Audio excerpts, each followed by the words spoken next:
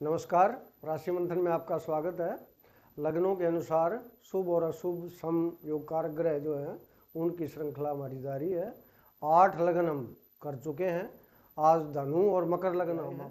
तो जैसा कि आपको हमने नियम बताया था, तो मैं एक बार थोड़ा सा फिर रिकैप करता हूँ उसको, कि भाई जो हमारे 3 केंद्र भाव हैं, यानी पहला, चौथा और 10वां, उनमें, और जो हमारे त्रिकोण भाव हैं 5वां और 9वां, यानी ये जो 5 भाव हैं, इनके स्वामी या तो योग कारक होंगे या शुभ होंगे या सम होंगे। और जो हमारे त्रिक भाव हैं, छठा, 8वां और 12वां, इनके जो स्वामी हैं वो या तो अशुभ होंगे और या थोड़े बहुत कई बार वो सम की श्रेणी में भी आ जाते हैं। तो इन दो से बाहर वो नहीं जाते। तो उसके अनुसार जो है हम निर्णय करते हैं कि इस लगन के लिए कौन सा ग्रह शुभ होगा, कौन सा सम होगा, कौन सा अशुभ होगा और कौन सा योग कारक होगा। तो अब हम ये जो है धनु लगन जो इसकी चर्चा करते हैं। तो जैसे मैंने निशान लगा रखे हैं भाई, कि ये हमारा लगन भाव, ये हमारा चतुर्थ भाव और ये हमारा दशम भाव। ये हमारे वैसे तो केंद्र भाव ये भी है, लेकिन ये मैंने बताया मारक भाव है। ये 2 मारक भाव होते हैं, लेकिन ज्यादा मारक भाव इसको माना जाता है सप्तम भाव को। वैसे ये केंद्र भाव कहलाता है, लेकिन यहाँ शुभ अशुभ जो ग्रह हम निकालेंगे उसका आधार जो है उसमें ये केंद्र भाव हम लेंगे 3, और ये त्रिकोण भाव। तो ये इनमें हम देखेंगे कि इनके स्वामी कौन कौन हैं। वो या तो योग कारक की श्रेणी में आएंगे या शुभ या सम। और फिर देखेंगे ये 3, ये जो हमारे त्रिक भाव हैं, तो ये ज्यादातर तो अशुभ की श्रेणी में आने की गुंजाइश होती है इनकी, और या फिर ये कई बार सम में भी आ जाते हैं। तो अब हम शुरू करते हैं। जैसे सबसे पहले जो हमारा लगन है, तो इसके स्वामी हैं बृहस्पति, और इनकी जो दूसरी राशि है वो है यहाँ पर चतुर्थ भाव में। तो ये एक प्रकार से दोनों के दोनों केंद्र भाव भी कह सकते हैं। और जैसे मैंने शुरू में बताया था कि भाई त्रिकोण जो होते हैं वो इसमें ये शामिल होता है, तभी तो त्रिकोण बनता है। तो इसको हम त्रिकोण भाव भी कह सकते हैं और केंद्र भाव भी कह सकते हैं। और जैसे मैं बीच बीच में बार बार चर्चा करता हूँ कि ऋषि पाराशर ने जो केंद्राधिपत्य दोष जो बताया था, तो अगर उसको हम माने तो ये फिर जो है सम की श्रेणी में आएगा। लेकिन मैं मानता हूँ कि भाई ये जो है शुभ की श्रेणी में आएगा और ये योग कारक की श्रेणी में भी आएगा। तो बृहस्पति जो है वो दोनों माना जाएगा, क्योंकि ये मैं मानता हूँ केंद्र का भी स्वामी और त्रिकोण का भी स्वामी है। अब आते हैं हम इस भाव पर। ये हमारा त्रिकोण भाव है और इसके जो स्वामी हैं वो मंगल हैं। अब हम ये देखेंगे कि इनकी दूसरी राशि कहाँ है। तो दूसरी राशि जो है यहाँ पर है, लेकिन इनकी मूल त्रिकोण राशि कहाँ पर है, वो अच्छी जगह पर है। तो ये शुभ की श्रेणी में आएगा। अब आते हैं हम यहाँ पर। तो ये हमारा जो त्रिकोण भाव है और ये सूर्य की राशि है, तो इसके स्वामी सूर्य हैं और इनकी एक ही राशि होती है। तो ये दूसरी राशि हमने ढूंढने की जरूरत नहीं है हमें। तो ये शुभ की श्रेणी में तो होगा ही सूर्य, और साथ में ये योग कारक की श्रेणी में भी होगा, क्योंकि ये जो है एक ही राशि है, वो शुभ स्थान पर बैठी है। उसके बाद आते हैं हम यहाँ पर। तो ये जो है बुध का, इसके स्वामी बुध है, लेकिन अब इनकी दूसरी राशि कहाँ पर है भाई। तो दूसरी राशि जो है वो मारक स्थान पर है।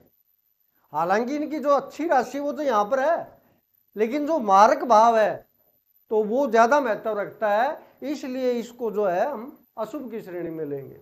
तो ये वैसे सम की श्रेणी में भी ले सकते हैं। कई बार हमने देखा है कि बुध का अगर कोई जो है नग वगैरह पहना जाए तो कई बार लाभ भी देता है वो, लेकिन ये मारक होने के कारण, हालांकि इसकी मुख्य राशि नहीं है यहाँ पर, तो ये हम इसको सम की श्रेणी में ही लेंगे इसको। अब आते हैं हम छठे, 8वें और 12वें पर। तो इस भाव का स्वामी जो है वो शुक्र है और इसकी दूसरी राशि कहाँ है, यहाँ पर है। तो ये न केंद्र में है और न त्रिकोण में, तो ये इसको हम सम की श्रेणी में लेंगे। उसके बाद ये है, तो ये जो भाव है हमारा ये चंद्रमा का भाव है और चंद्रमा की एक ही राशि होती है। तो हिसाब से तो ये जो इसका स्वामी चंद्र है वो अशुभ की श्रेणी में आना चाहिए, और कई ज्योतिषी इसको अशुभ की श्रेणी में लेते भी हैं। लेकिन ये माना गया है जो प्राचीन ज्योतिष हमारी, कि सूर्य और चंद्रमा को छठे भाव के स्वामी का, 8वें भाव के स्वामी का और द्वादश भाव के स्वामी का दोष नहीं लगता। तो ये इसमें इसको जो चंद्रमा है वो दोष युक्त नहीं होगा, तो इसको हम सम की श्रेणी में भी ले सकते हैं, क्योंकि ये जो है वैसे भी बृहस्पति का जो है मित्र जो ग्रह माना गया है, तो इसको हम सम की श्रेणी में लेंगे। अब आते हैं हम यहाँ पर, तो ये हम निर्णय पहले कर चुके हैं। तो यहाँ पर जो ये है इसकी दूसरी राशि यहाँ थी, तो इसका निर्णय हो चुका है। अब यहाँ पर रहता है एक शनि, तो शनि जो है एक इसका स्वामी और एक इसका स्वामी है, यानी न शुभ का है और न इन तीनों का है, तो इसको हम शत्रु की श्रेणी में लेंगे, क्योंकि ये मारक भाव है और ये जो है जो इसमें त्रिषडाय जो कहते हैं उसकी श्रेणी में आता है, तो इसको हम एक अशुभ की श्रेणी में ले सकते हैं। कई जो है जैसे शुक्र को और शनि को, इन दोनों को भी लेते हैं, बुध को भी लेते हैं, लेकिन जो हमने नियम बनाए उसके अनुसार ये होंगे। अब आते हैं भाई हम मकर लगन के ऊपर, तो वही चीज, ये केंद्र भाव है, ये केंद्र भाव है, ये केंद्र भाव है और ये त्रिकोण। अब इनके स्वामी हम देखते हैं सबसे पहले, तो इसके स्वामी है शनि और इनकी दूसरी राशि कहाँ है, इनकी दूसरी राशि यहाँ पर है। तो ये जो छोटा मार्केश हम जिनको बोलते हैं, तो यहाँ पर ये छोटा मार्क स्थान हमारा उसमें है, तो इसको हम सम की श्रेणी में लेंगे, शुभ की श्रेणी में नहीं लेंगे, इसको हम सम की श्रेणी में लेंगे। अब उसके बाद जो है इस यहाँ का स्वामी, तो ये स्वामी इसका मंगल है और इनकी दूसरी राशि जो है वो यहाँ पर है, यानी एक प्रकार से देखा जाए तो ये चतुर्थ भाव जो सुख भाव है हमारा, और ये आय भाव, तो इसको हम शुभ की श्रेणी में लेंगे। हालांकि जो है मकर लगन के लिए वैसे भी मकर लगन में मंगल जो है उच्च होता है, वैसे शत्रु माना जाता है इस लगन का, लेकिन यहाँ अगर हम इस नियम के ऊपर चले तो ये इस लगन के लिए शुभ होगा। अब आते हैं हम यहाँ पर त्रिकोण पर, तो इसके स्वामी है शुक्र और इनकी दूसरी राशि कहाँ पर है, यहाँ पर, यानी त्रिकोण भाव का स्वामी और केंद्र भाव का स्वामी, तो ये न केवल शुभ होगा बल्कि योग कारक ग्रह होगा ये, तो शुक्र इस कुंडली के लिए योग कारक ग्रह है। अब आते हैं हम यहाँ पर, तो इसके स्वामी हैं बुध और इनकी दूसरी राशि कहाँ पर है, यहाँ पर है, लेकिन जो इनकी मूल त्रिकोण राशि है वो यहाँ पर है, तो इसको हम शुभ की श्रेणी में लेंगे।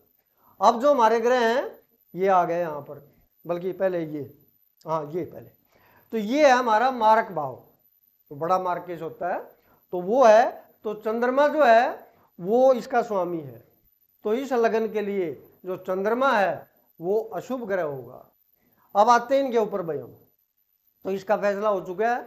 अब ये सूर्य, तो अभी मैंने थोड़ी देर पहले बताया था भी सूर्य को अष्टम भाव के स्वामी होने का दोष नहीं होता, तो इसको जो है हम सम की श्रेणी में भी ले सकते हैं और अशुभ की श्रेणी में। अशुभ की श्रेणी में लेने का कारण ये है हमारा कि भाई शनि का ये शत्रु होता है, तो जैसे चंद्रमा हमने जो है शत्रु की श्रेणी में लिया, इसको भी हम शत्रु या अशुभ ग्रह की श्रेणी में लेंगे।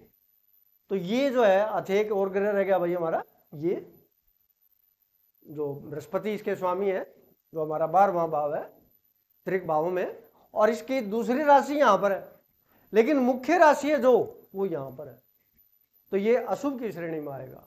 यानी इस लगन के लिए चंद्रमा, सूर्य और बृहस्पति ये जो है अशुभ ग्रह होंगे। तो आज के लिए इतना ही, आगे हम कुंभ और मीन लगन लेके आएंगे। नमस्कार।